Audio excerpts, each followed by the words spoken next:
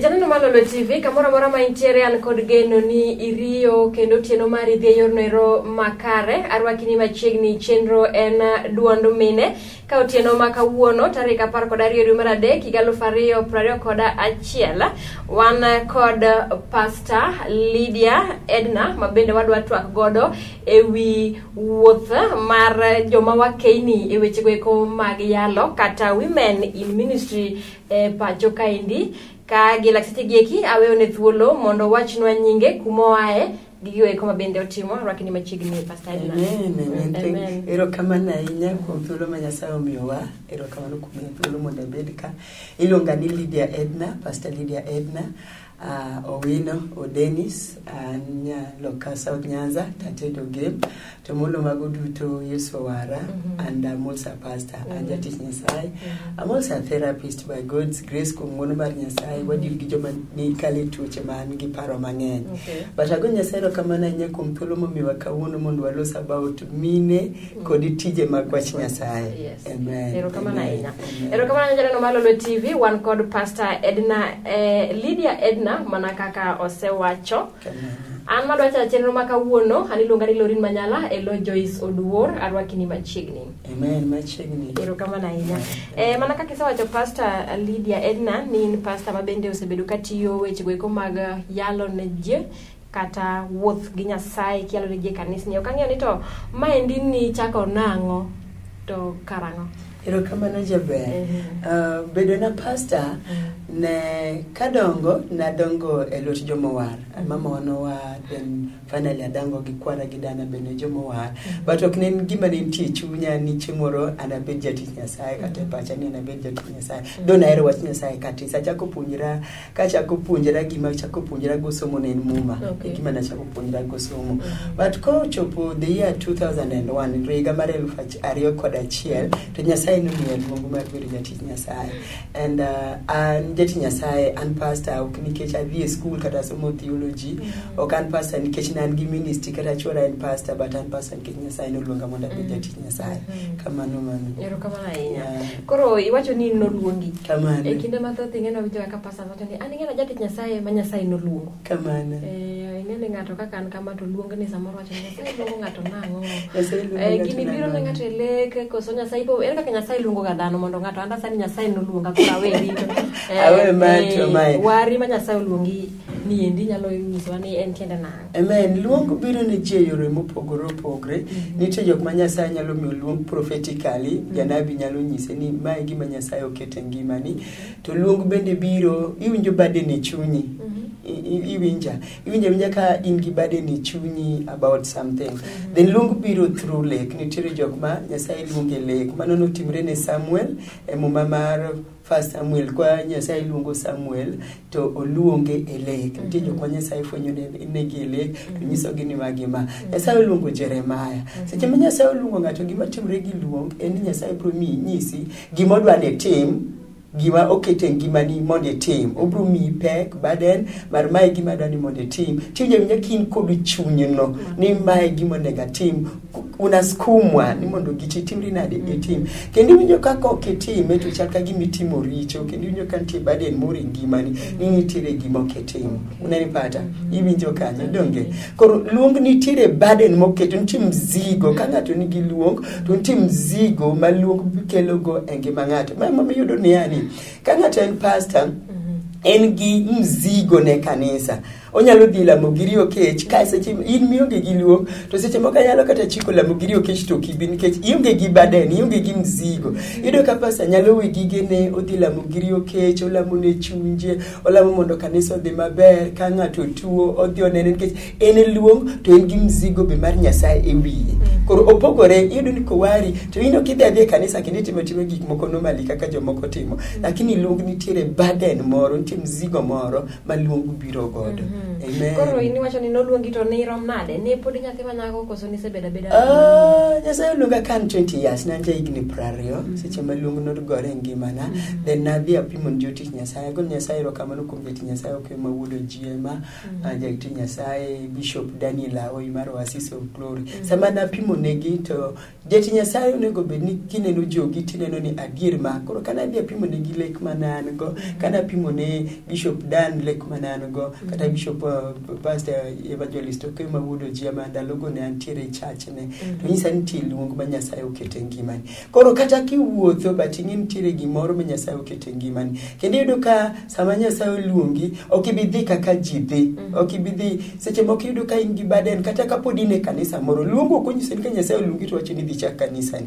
inyalo bedo e kanisa moro luongo be ok luongi sana tichako tijno sana luongi to kawo kinde Nyasaye owir David ka David 17 years David oduogo bedo ruoth at 40 years at 30 years iwinja Joseph oneno fwenyruok mar nobro bedo ruoth kapod otis but years oduogo kalo higni mang'eny eka finally obedo ruoth koro ni anena leko ni an pastor to kinyi chako chando pastor ni midwa dhi chako kanisa Nyasaye koseluongi nitiere obomi joma nyalo konyi joma ni lwiti manyalo konyi bopimo negi to ng'ato ni okay seche ma Dani de Joseph opimo ne owetene gi lek to wetene gi obedo gi nyiego but kopimo ne wuon gi to wuon gi wacho ni itemo wacho ni an gi mama ugo weteni nitie seche mobro kulore mie matene ni wuon gi naneno nitie telo mosegwara ngima nyathi.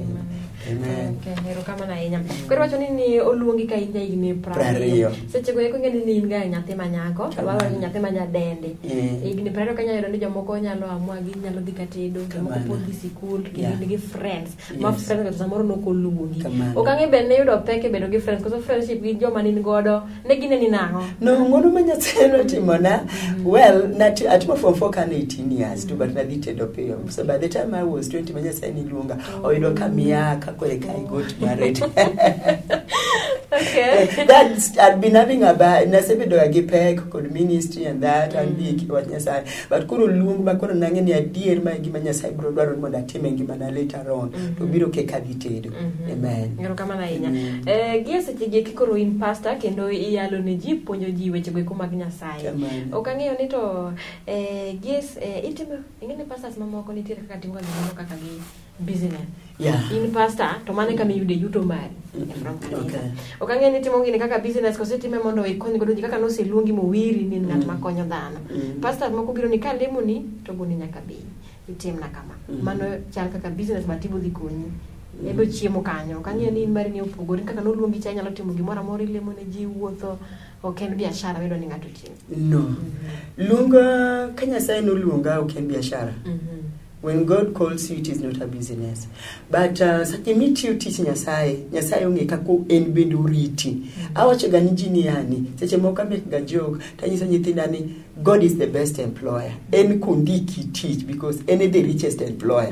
Teach Nyasaye ka Nyasaye oluongi nundiki ni jatije. Nyasaye nigi mwandu duto me piny kande. Onyalo riti kako dwaro seche ma in jatich ne. Sami ye teach Nyasaye, meet you teach Nyasaye. Nyasaye bro riti kaka en Nyasaye no. Koro ken gimi go enengo, oken gimi chulie, oken gimi timinari. But seche mi iti teach Nyasaye, Yesu wacho ni seche ma nini dino ngano ok dhoge ibro yene mondo chiem but nitie joma odonje ministry nitie joma tiyo tich Nyasaye kako hala nitie nyaka jok moyawo kuonde mag lamo magitimre nade magilamo neji ano kawach ga ni jogo luongi mano ng'at moyawo hande to nikech ji bende ok dwa winjo injili ji ero shortcut ji dwaro no lamne gi otimne gango e gini jogo yudo business Nyini ka ionge gi wateja to business ok inyal yudo kionge gi joma nyalo nyiepo but nikech ng'eny ji ohero mondo lamnegi ohero mondo timnegi gik moko ok gidwa chomore gi wach Nyasaye ma de konyogi e gin jok ma bende osieko go helinigi gina gi ji kendo kanisa gi opong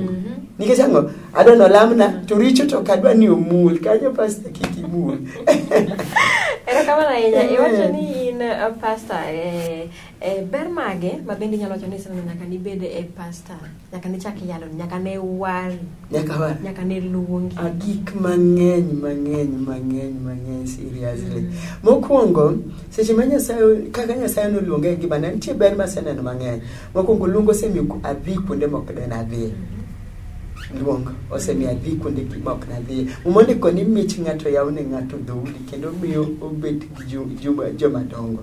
Your gift opens doors for you and ushers you into the presence of the great.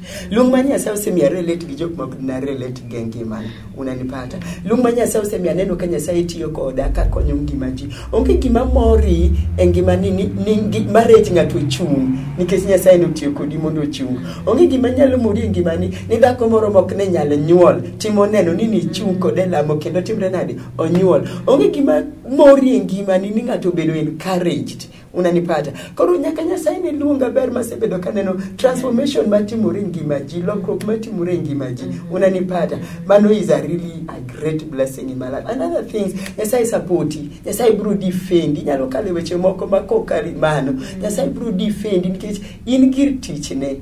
Iwinja jo ma ondiko ji nigi insurance.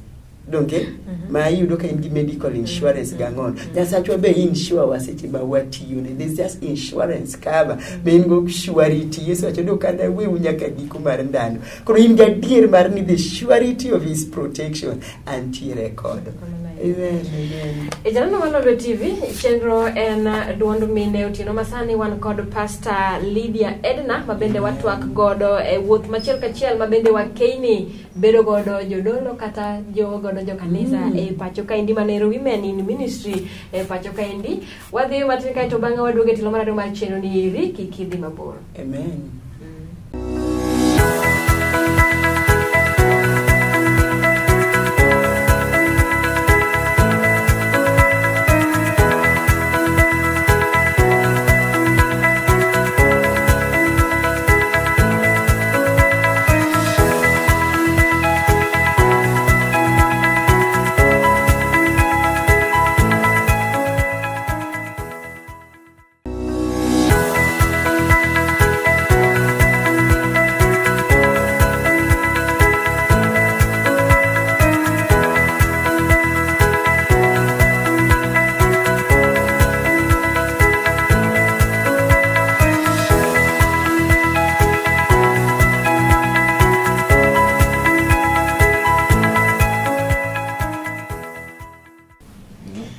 Machiegni kendo tilo mar ariyo chenro en duond mine utino makawuono wan kod Pastor Lydia Edna mabende en pastor to bende en janoero mar ruecho kata therapist to bende en counselor kata jahocho gigo eko mabende otimo e kor gwenge mapacho kaindi watwa kode e achiel kachiel ewi chenro ero mar women in ministry jogo eko mawakeini mabende yalo kata tiyo tich mar ruoth Nyasaye e kor gwenge mapacho kaindi rwakini machiegni Pastor Edna tilo mar ariyo. Ero kamana inya kapok ne wadhi e yweyo matin ni wacho ni seche moko onge gima mori ni nyalo lamo ne ng'ato kata tweyo ne ng'ato milamne ma Nyasaye winji ywakne mabende kaneno ng'at ma nyalo nyuol to koro nyalo nyuol mobedi kod nyathine. Mano ne achiel kuom ber mabende ineno e tiji ma itiyo kaka ne ng'at ruoth kama indi. Okang'e to bende nitiere pek mora mora mabende iseneno e tijni kopogore kod ber miseneno, challenges bende nitiere. Bedo jati Nyasaye ma mama ok en tich mayot ahinya. Bedo jati Nyasaye ma mama ok en tich mayot ahinya. Kendo mana ni gima ero gi Nyasaye loso ni Paulo wacho ni Roma nopongo wani. Onge manopongo dichuo to moro pongo mama to moro pongo mine. Ng'eny ji kowinjo nitiere chike moko ma ji oketo ma kowinji ni ndako to in pastor. Nitie joma chunygi kalia kala. The fact ni ndako no en koro chunyo se yombi. Dhako ni gang'o ma diwachni ji.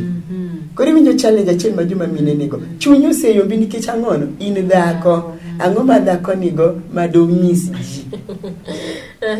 Iwinja mano challenge mantiere. And then bedo ni in mama in jatich Nyasaye in chingato in gi jaudi gigi challenge mondo ngato balance gigi bedo mama bedo jatich Nyasaye seche min pastor in gi nyirombe monegi rit monegi tim na ngono and mano is a challenge. But Nyasaye mano miyo Dibora ng'wone muma ma she was a judge nen jang'ad bura nen leader nen a mother nen a wife. Ng'wono no Nyasaye miyowa kendo ng'ama mama ing'eni ng'ama dichuo kodhi injili teno dhi injili. Lakini an ka dhi injili to chunya paro chien. Paro nyithindo dhi nade.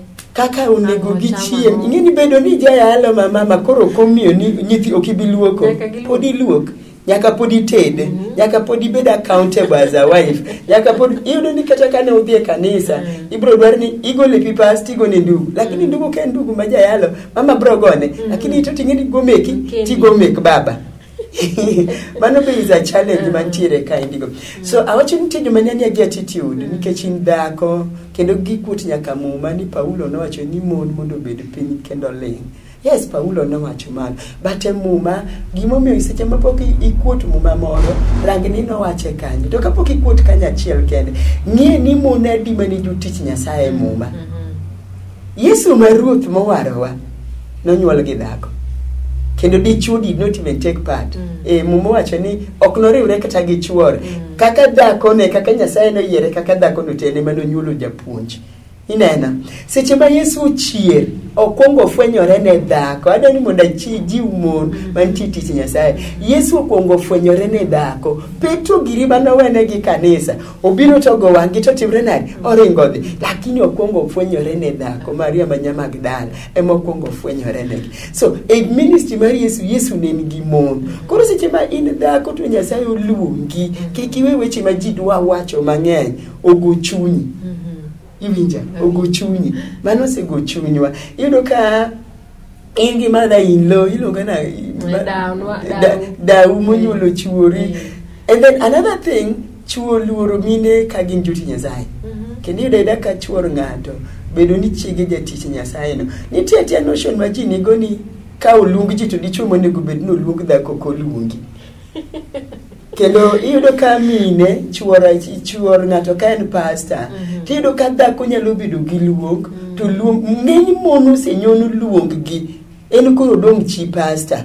Jo kanisa dong ka semi chi pastor no dhako no orach. Bedo dhako ma jatich Nyasaye ok yot jaber. Nitie gik masenene ok oyot. Ibiro kale weche ma iwacho ni adier but nikech anyisi ni luonge nigi pek mokelo kuom ng'ato. Gima pushi en ng'uono ma Nyasaye omiyi gi ng'eyo gima Nyasaye nonyisi ni tim. To mano kiwe ji ogole pachi to uduma iweri gawe iwacho ni wabedi chija pastor abiro luoko lewni ibro go pass. Nyirombe tema sando monde pastor ido ni chi pastor luong kata en jawer to konyal wer. Ower nade? Ower nade? Pastor nyise ni bed piny tamo na nyirombe dongo. Joti Nyasaye we mond gi tich Nyasaye. Itamo nyirombe dongo. Iwinja. To style ma nyirombe pastor berga. Lakini chi pastor ok ber. Koro bedo dhako ma jatich Nyasaye ok en gima yot. To be yudo ni yani mon wetewa to be ma inyowa molowa. Gine magigo to do gine kata Kenya constitution dwara ng'on ilongo ni truth and gender rule otimore okotimore to population mane maduong Kenya ka donge mine ng'eny kane wamwan watero mine dirit nomination. Ero kama na nyaka podon mana pek mabende ukari neno ka wan kaka wan joma bende ok gin jok mawani wang'yo ute mag pastor wang'yo gima nyathi pastor nego bed straight forward nyathi nego bed rwakore ma decent mowinjore tich mamine gitimo kata wuon gitimo nyathi pastor onego bed ni kama entiere kaka gi carry themselves ngisa portrait nyathi pastor okang'eti boyo ni nitiere miche moko ma nyithindo moko nitiere ma janyuol gi maybe tiyo tich Nyasaye en pastor lakini nyathi moro achiel nyaka yud ko bar okang'eni magi be pek mowinji ng'eni ji be gwe kucha be gowuna ne ma nyathi pastor to ne kako timore mokwongo ji onego ng'ima nyithindwa Nyasaye marito nyathi ka nyathi kuom ng'uono and nyithindo gin nyithindo te unanipata. Koro ken nyathi pastor to kokali adolescents. Ken nyathi pastor to peer influence onge. Gin nyithind pastor, ane man pastor. Nyathi na en nyathi. Do onego bed ni Nyasaye mwatiyo ne to sebedo nwa adiera. Kendo Nyasaye mwatiyo ne to sekonyo. Mokwongo nyithind pastor kale weche mang'eny. Ido ni seche man jatich Nyasaye time na is divided. Baseche moko kwa mi nyithindwa full attention. Unanipata. Nikech adwa handle nyirombe, adwa handle nyithind nyirombe, an gi counseling issues, onego bed adhi lamo giri okech. So nyithind pastor ma ji blame gi fast, they lack that parental timing. We have a lot of people. Seche moko in gi ji 100 kanisa, in gi ji 1000 kanisa, in gi ji adi. And all these people belonging in that, they need your attention. Koro iyudo ka nyithindwa ng'enyne, they lack our attention. Unanipata, we may not be there for them. Nyasaye onego konywa wabed there for them. Kata sande midhi kanisa, inidwa donge counseling nyaka seche moko saa achiel. Gito ting'eni gisedo kude gi nyithindgi, they are taking their children out, gitero nyithindgi kanye, but in pod in ka nyithindi odoke ot. Pastor iyudo ni ka en pastor seche ma in kod luong, iyudo ka in pesani bro bet ka indigo. Koro joma loso kuom nyithind pastor, mokwongo seche moko alamoni, jachin malamoni oduogo gore kod oda. Koro ji onego chungi jotich Nyasaye lamo. Instead of judging nyithindwa, onego ulam ne nyithindwa. Kineno ka okarwako nyithinda kako winjore, ikia pek makale. Ter nyithinda irwak, seche ma Nyasaye ne nyiso, ne chiwo kako nego twang' lep Aaron. Nowacho ni Aaron kod yawuote. Okaron kende. Koro kineno kokarwak nyithinda kako nego kirwakare. Konya rwakogi. Ndalo moko na watch the Potter's House to 90 point moro mana winjo. Ask me who applied to be a pastor's wife anyway. Kineno ka gimoro nitiere od jatich Nyasaye more uma iwinja. Se gimomiyo Noah nokuongo wuode achiel nonyiero duke, lakini ni wuode manobiro go ume nogwedho duk mantie od pastor ni. Kamano. Penjo mogik mabende nyalo ineno ka pod wan e pek kata challenges mabende ukalo ineno ka ndiere kanisni moko mabende asewinjo ni sama wan malo one period kanisa moko kwadonye kata sinagogo kedo kata ndo kanisa kinyalo ogang'eyo re gini en ka diro timore kanisa ni otimore to bini na pastor mamiyo in gini hinyi nade atoto ko hinya chikno kutweya an kata ne bed ni antiere malo to en adhi minister I go ahead. Koro, ng'ato notho ka ni ane periods to kalamne, nikech ane periods. No, ka chike ma iwacho ni ma chik mane nitie muma, ka wadwa rito chik ni, chik motwe mine ni to tirite. Ang'o momiyo chike moko modong' kata ok warito? Ang'o momiyo pod ok water misengini wawacho ni kanyo to Yesu nosetimonwa, ma be Yesu nogonyowa. Koro mama kata ine periods iler.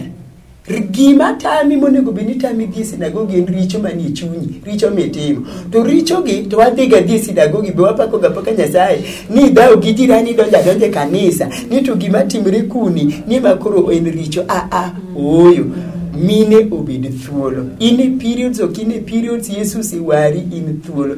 Tinde sanitary towel obiro. Bori maber ng'ama ng'eyo tang'o always. Kise bori maber. Tich Nyasaye odhi mbele. Mano gimoko ne gutwe ng'ato ni tamo ng'ato tunye. Koro ka Yesu obiro wetie ka penyo niya. Ka Yesu obiro yudie periods to ngima bai. Kose kapole mwadhi ya chukuru sinatoki.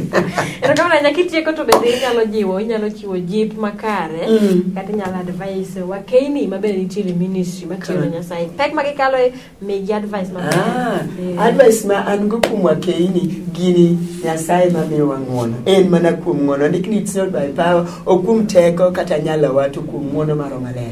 We wawere lwet Nyasaye en mokelonwa challenges gi duto. Nyasachwa nyalo osebedo jadiera wan joloch. Ka utimo ne Joyce Maya Giri wan bende otimonwa nikech en Nyasaye achiel.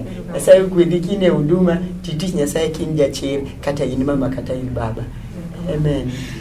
Ero kama nyalo malo TV channel na Duond Mine ne wan kod Pastor Lydia Edna iwinjo kako wuoyo makare ahinya pe kata challenges mabende wakeini kalo ka gitiyo tich mar Nyasaye oje wakeini ni tine Nyasaye nikech Nyasaye ng'iyo richo mane chunyi ok mano iro manitiere oko kendo tine Nyasaye mana kaka no wali e kind oganda gikanyo matiyo godo chenro mar Duond Mine mantiere godo tieno makawuono imedo bedo kod thuolo makare rituru masani aniro ga Lorin Manyala elo Joyce Oluor nyaka odiochieng' machielo. Amen. Baraka.